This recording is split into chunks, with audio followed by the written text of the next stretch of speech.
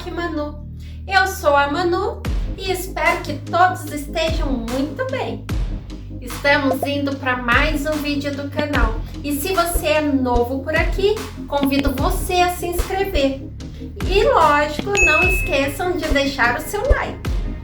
E hoje trago passo a passo de como fazer estes lindos vasinhos que vocês acabaram de ver no início do vídeo. Eu usei massa corrida, mas se você não tiver massa corrida, não tem problema. Você pode só estar pintando com a cor de sua preferência, também dá super certo. Quem já me acompanha já deve ter percebido que eu uso muito fita crepe e massa corrida. Gosto muito de utilizar em meus trabalhos, porque para mim o acabamento fica bem melhor, mas isso daí varia muito, vai muito de gosto. E só para lembrar vocês, estarei sempre deixando a lista de materiais na descrição. Agora, sem mais, bora para o vídeo!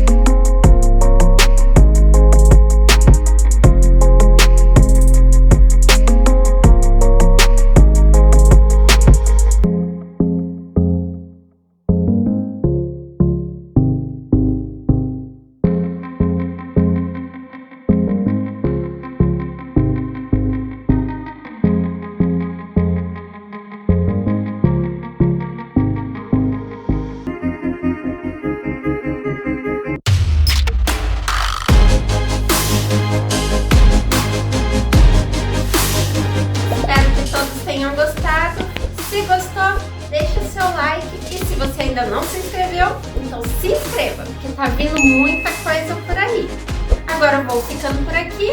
Um beijo e até o próximo vídeo.